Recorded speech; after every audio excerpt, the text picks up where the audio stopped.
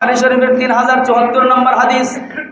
আল্লাহ রাসূল সাল্লাল্লাহু আলাইহি ওয়াসাল্লাম একজন ব্যভিচারিণী নারীর ঘটনা শুনিয়েছেন। বনী ইসরাইলের মধ্যে একজন ব্যভিচারিণী নারী, যার দেহ ব্যবসা, যার পেশা ছিল অন্যায় কাজ, যার পেশা ছিল দেহ ব্যবসা করে জীবন পরিচালনা করত। একদিন রাস্তা দিয়ে হেঁটে যাচ্ছে, তীব্র প্রচন্ড গরম। ওই গরমে রাস্তা দিয়ে হেঁটে যাচ্ছে, রোদে খা খা করতেছে। দেখতে পেল গরমের তীব্রতা যেমন মানুষকে স্পর্শ করেছে, গরমের তীব্রতা তেমন একটা কুকুরকেও স্পর্শ করেছে। তীব্র গরমের কারণে কুকুরটার হাঁফানি উঠে গেছে, কুকুরটার জিহ্বা বের হয়ে গেছে। দেখে বোঝা যাচ্ছে কুকুরটার পানি পান করা প্রয়োজন, কিন্তু আশপাশে কোথাও পানি নাই। কুকুরের এই দৃশ্য দেখার পরে ওই ব্যভিচারিণী প্রস্টিটিউট নারীটার দিলের মধ্যে একটা তামান্না আসলো, মায়া লেগে গেল, দয়া লেগে আসলো, দয়া তৈরি হলো। নিয়ত করলো যে কোনো উপায়ে আমি কুকুরটাকে পানি পান করাবো।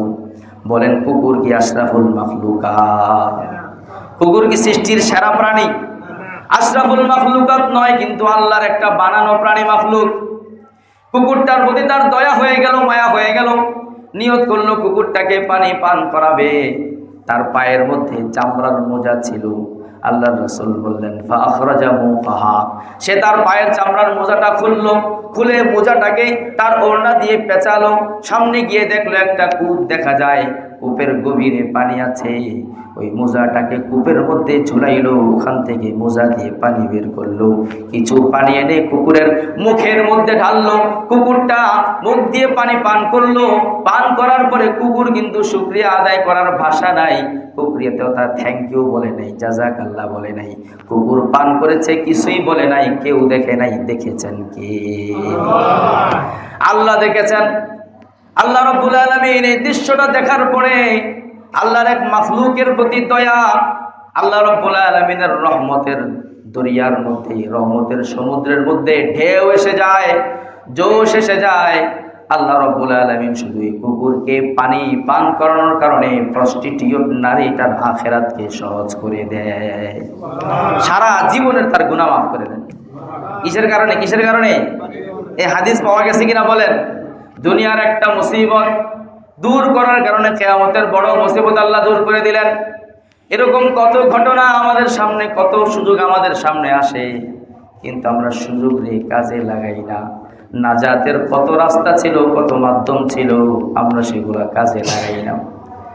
মুফতি তকি ওসমানী হাফিজাহুল্লাহ ওনার এক কিতাব আছে, ইসলাম আর হামারি জিন্দিগি, ইসলাম এবং আমাদের জীবন, 10 খণ্ডে কিতাবটা লিখেছে, বাংলাও হয়েছে, আমার কাছে উর্দুটা আছে।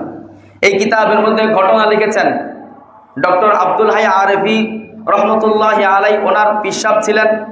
এই ঘটনা ওনার থেকে বর্ণনা করেছেন। উনি বলেন, আল্লাহর একজন বুজুর্গ বান্দা ছিল, নেককার বান্দা ছিল, অনেক তাহাজ্জুদ ওয়ালা, অনেক আওয়ামী চাষওয়ালা, অনেক নামাজ পড়তো, রোজা রাখতো, দান সদকা তসবিহ তাহলিল অনেক করতো। দুনিয়া থেকে যখন বিদায় হয়ে যায়, কিছুদিন পরে তার এক মুরিদ পিসাবকে স্বপ্নে দেখে, আল্লাহওয়ালাকে স্বপ্নে দেখে। স্বপ্নে দেখে জিজ্ঞাসা করে, ও আল্লাহর বান্দা, ও আমাদের রাহবার, আল্লাহ তাআলা আপনার সাথে কি আচরণ করেছেন? আপনার সাথে আল্লাহ কি আচরণ করেছেন আমাদেরকে বলেন। তো স্বাভাবিক কথা, আল্লাহর নেক বান্দা ছিল, আল্লাহ ক্ষমা করবেন, এটাই তো স্বাভাবিক। উনি বলেন, আল্লাহ তাআলা আমাকে ক্ষমা করে দিয়েছেন, আল্লাহ তাআলা আমার আখিরাতকে সহজ করে দিয়েছেন, জান্নাত নিশ্চিত করেছেন, আমার উপরে অনেক বড় অনুগ্রহ করেছেন। বলছে, হ্যাঁ, আমরাও তো এমনই আশা করেছিলাম। এবার বিশ্বাস স্বপ্ন থেকে জবাব দেয়, না, তোমরা যেই কারণে আশা করেছো সেই কারণে নয়। আল্লাহ রাব্বুল আলামিন আমাকে ডাকলেন, ডেকে আল্লাহ জিজ্ঞাসা করলেন, আমার জন্য তুমি কি নিয়ে আসছো বলো। আমি আল্লাহর সামনে আমার আমলনামা রাখলাম, আমলনামার মধ্যে কত কিছু আছে। আমার আশা ছিল, আমি জীবনে কোনোদিন তাহাজ্জুদ মিস করি নাই। আমার আশা ছিল তাহাজ্জুদের বিনিময়ে আল্লাহ আমাকে ক্ষমা করে দিবেন। আমার সকাল সন্ধ্যার আমল কোনোদিন ছোটে নাই। আমার আশা ছিল সকাল সন্ধ্যার আমলের কারণে আমাকে মুক্তি দিয়ে দিবেন। আওয়াবিন ছোটে নাই, এশরাক ছোটে নাই। আমার আশা ছিল কোনো একটা নেক আমলের কারণে আল্লাহ আমাকে ছেড়ে দিবেন, মাফ করে দিবেন। আল্লাহ রাব্বুল আলামিন বলেন, না তাহাজ্জুদ না, এশরাক না, আওয়াবিন না, কোরআন তেলাওয়াত না, জিকির আজকার না। আমি আল্লাহ তোমাকে আজকে ক্ষমা করে দিলাম একটা ছোট ঘটনার কারণে। তোমার হয়তো মনে নাই, কিন্তু আমি আল্লাহ সেটাকে লিপিবদ্ধ করে রেখেছি। ওই বুজুর্গ জিজ্ঞাসা করে, আয় আল্লাহ কি সেই ঘটনা? আল্লাহ বলেন, ওরে আমার বান্দা শোনো, ওই বান্দা উনি আল্লাহ বলা একজন লেখকও ছিলেন, কিতাব লিখতেন, হাদিস লিখতেন। বলে তুমি রাত্রেবেলা লিখতে বসতাম, আমল শেষ করার পরে, জিকির আজকার শেষ করার পরে তুমি লিখতে বসতা। একদিন তুমি লিখতে বসেছ, আগের জমানায় মানুষ দোয়াত কলম দিয়ে লিখতো, দোয়াতের মধ্যে কালি থাকতো আর কলম ভিজায়া ভিজায়া ওখান থেকে লিখতো। একদিন তুমি হাদিস লিখতেছ, তোমার কলমটা ওই দোয়াতের মধ্যে যখন ঢুকিয়েছ, ওখান থেকে যখন কালি নিচ্ছ, হঠাৎ একটা মাছি এসে তোমার কলমের মাথায় বসেছিল। কলমের মাথায় মাছি বসেছিল, মাছি ওখান থেকে কালি নিচ্ছিল, কালি পান করতেছিল। তার দুইটা ছোট ছোট ক্ষুদ্র দুইটা পশম আছে, শিং আছে, এটা দিয়ে সে টেনে টেনে পানি নিচ্ছিল, কালি নিচ্ছিল। তখন তোমার মনের মধ্যে এই কথা জাগ্রত হয়েছিল, এই মাছি আল্লাহর মাখলুক, আমার হয়তো যদি কলমটা নাড়ায় ফেলি মাছিটা উঠে যাবে, তার পর্যাপ্ত এখনো মনে হয় কালি নেওয়া শেষ হয় নাই, এটা হয়তো তার খাদ্য। আমি কিছুক্ষণ বিলম্ব করি, আল্লাহর এই মাখলুকটা একটু পরিতৃপ্ত হয়ে যাক, আমার হাদিস লিখতে দেরি হোক, কোনো অসুবিধা নাই। ওই কলমটা কিছুক্ষণ তুমি ওখানে থামায়া রাখছিলাম, আমার একজন মাখলুক রে তার প্রয়োজন পুরা করার সুযোগ দিয়েছ।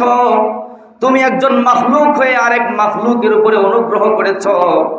দৃশ্যটা আমার কাছে অনেক ভালো লেগেছে, দৃশ্যটা আমার অনেক পছন্দ হয়েছে। সেই ক্ষুদ্র মাখলুকের উপরে অনুগ্রহ করার কারণে আমি মহান আল্লাহ আজকে তোমার উপরে অনুগ্রহ করলাম। নাজাতের জন্য অনেক ছোট ছোট বাহানা আল্লাহ তাআলা কিয়ামতের ময়দানে তালাশ করবেন। অনেক ছোট ছোট নেক আমল দ্বারা নাজাত হয়ে যাবে সেদিন।